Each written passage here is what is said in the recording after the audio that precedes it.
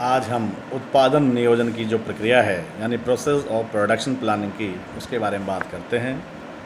तो हम देखते हैं कि इसकी जो विशेषताएं हैं, उसकी जो मीनिंग है, परिभाषा, इनके बारे में हमने देख लिया। अब हम इसके प्रोसेस के बारे में देख लेते हैं। तो इसमें सर्वप्रथम जो एक स्टेप, जो एक चरण, एक प्रक्रिया है, उसको हम पदक्रम से देखते हैं। तो सबसे पहले हम जो समंकों एवं सूचनाओं का संकलन, collection of data and information की बात करते हैं कि उन सूचनाओं को, उन डाटाओं को इकट्ठा करते हैं जिनसे हम उस प्रक्रिया तक पहुँचे। यानी उत्पादन नियोजन करने के लिए सर्वप्रथम कुछ आवश्यक समंकों और सूचनाओं को इकट्ठा किया जाता है। ये समंक और सूचनाएं सामान्य जो उत्पादन की जो मांग की प्रकृति है या उत्पादन मिश्रण की जो आवश्यकता है, उत्पादन की प्रतिस्पर्धा स्थिति है, यानी कॉम्पिटिटिव जो उपभोक्ताओं की इंटरेस्ट की बात है, रुचि की बात है, या उत्पादित किए जाने वाले उत्पादन की जो प्रोडक्शन की मात्रा है, उपलब्ध जो उत्पादन की जो क्षमता है, या मशीनरी है, प्लांट है, उपकरण है, टूल्स है, अर्थव्यवस्था की स्थिति इत्यादि से संबंधित सूचनाओं तथा समंक संकलित किए जाते हैं। यानी हमारे पास कितना रॉ मटेरियल, कच्चा सामग्री, कितने माल, कितना उत्पादित माल, सब बातों को इकट्ठा करते हैं। सूचना एवं समंक विभिन्न स्रोतों से संकलित किए जाते हैं।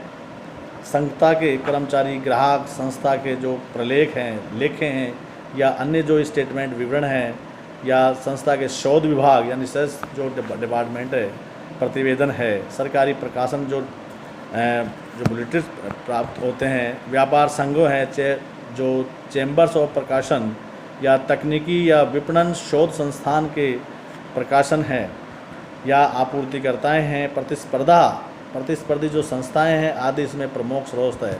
यानी जो द्वितीय समंक है उनकी बात करते हैं। प्राथमिक और द्वितीय समंकों से इसको हम देखते हैं, जिससे संस्था की जो आवश्यक सूचनाएं और समंक संकलित कर सकती है।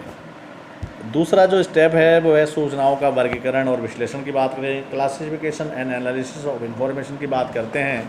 तो इसमें देखते हैं कि प्राप्त सूचनाओं एवं समंकों का वर्गीकरण किया जाता है। उत्पादन नियोजन के जो उद्देश्य हैं, इन उद्देश्यों, सूचनाओं और समंकों की को 3 भागों में बांट दिया गया है। इसमें नंबर 1 है ग्राहक की इच्छाओं, आवश्यकताओं, उनके आदेशों के आकार यानी साइज ऑफ जो ऑर्डर है संबंधित सूचनाएं हैं। उत्पादन सामग्री और उत्पादन जो संगठन, कंपोनेंट्स की बात करते हैं, से संबंधित जो सूचनाएं हैं उनके आधार पर। और जो तीसरा है उत्पादन जो संयंत्र जो है, उत्पादन की जो क्षमता और संचालित संबंधी जो सूचना है, यानी ऑपरेशनल की बात करते हैं, संचालन की, ऑपरेट की। तो इन सूचनाओं और समंकों का वर्गीकरण कर लेने के बाद उनका विश्लेषण किया जाता है। उनके विश्लेषण के आधार पर ग्राहकों की जो मांग का पूर्वानुमान, उत्पादित किए जाने वाले उत्पादों का मिश्रण, उत्पादन की प्रतिस्पर्धात्मक स्थिति, उत्पादन की मात्रा, उत्पादन में लगने वाला समय, विद्यमान उत्पादन क्षमता, उसमें विस्तार या वैकल्पिक व्यवस्था, उत्पादन प्रक्रिया, उत्पादन सुविधाओं की उपलब्धि एवं इसके अतिरिक्त सुविधाओं की आवश्यकताएं, सामग्री और मानव संसाधन की आवश्यकताएं एवं उपलब्धता आदि का ज्ञान हो जाता है।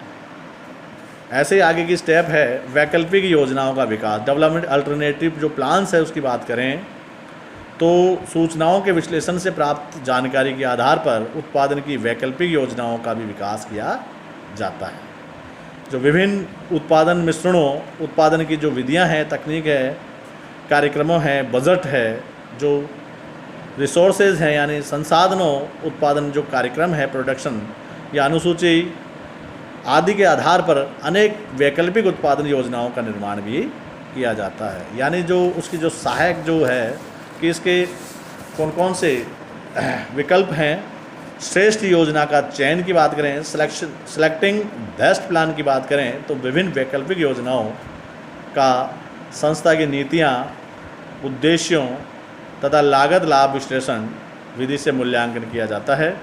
उसके पश्चात उसमें से श्रेष्ठ उत्पादन योजना का चयन किया जाता है। यानी जो गुड, बेटर, बेस्ट वाली जो स्थिति है उसे अपनाया जाता है।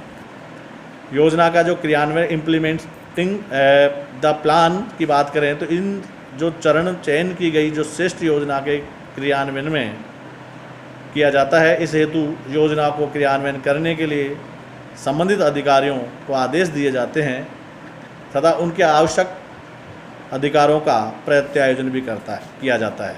यानी अगर आवश्यकता पड़े तो जो अधिकारी है वो अपने अधिकारों को दूसरे को प्रत्यायोजन यानी उनसे काम करवा कर, लेकिन समस्त जिम्मेदारी जो है उस अधिकारी की ही रहेगी, क्योंकि अकेला आदमी तो कोई कार्य सारा कर नहीं सकता, इसलिए वो अपने अधिकारों का प्रत्यायोजन करता है। इसके बाद जो स्टेप है वो है अनुवर्तन या संशोधन की बात, फॉलोअप और मॉडिफिकेशन की बात करते हैं। लास्ट जो है योजनाओं के क्रियान्वयन के आदेश देने के बाद उनके क्रियान्वयन पर नज़र रखने के लिए उनका अनुवर्तन यानी फॉलोअप किया जाता है। इससे उनके क्रियान्वयन में आने वाली जो अनेक जो समस्याएं हैं, कठिनाइयाँ और जो बाधाएं हैं उसका ज्ञान हो जाता है कि क्या क्या समस्याएं आती है। ऐसी स्थिति में कुछ संशोधन के सुझाव भी आते हैं। कभी कभी स्वयं नियोजन करने वाले को भी अपनी ओर से योजना में कुछ संशोधन करने पड़ते हैं, यानी कुछ कमियां अगर खुद को ही नज़र आ रही है तो बिना किसी दूसरे के कहे खुद भी उसमें संशोधन वो कर लेते हैं। इस योजना का सफलतापूर्वक क्रियान्वयन किया इससे, मतलब जैसे मान लो अगर कोई कमी है कोई दूसरा बताए उससे पहले अगर आपको ही पता चल जाए तो उसे आप खुद भी उस प्लानिंग में अपने जो है उसको संशोधन करके उसका सुधार किया जा सकता है। तो ये स्टेप्स है कि सबसे पहले आंकड़े इकट्ठे करना, आंकड़ों के बाद में सूचनाओं का जो उनका वर्गीकरण विश्लेषण, उसके पश्चात जो वैकल्पिक योजनाओं का विकास करने वाली बात है और योजनाओं में श्रेष्ठ योजना का चयन करना है, योजना का क्रियान्वयन करना है और उसके पश्चात देखना है कि उनका अनुवर्तन और संशोधन अगर आवश्यकता है तो उसमें करते हैं। ये प्लानिंग की जो है एक प्रक्रिया है।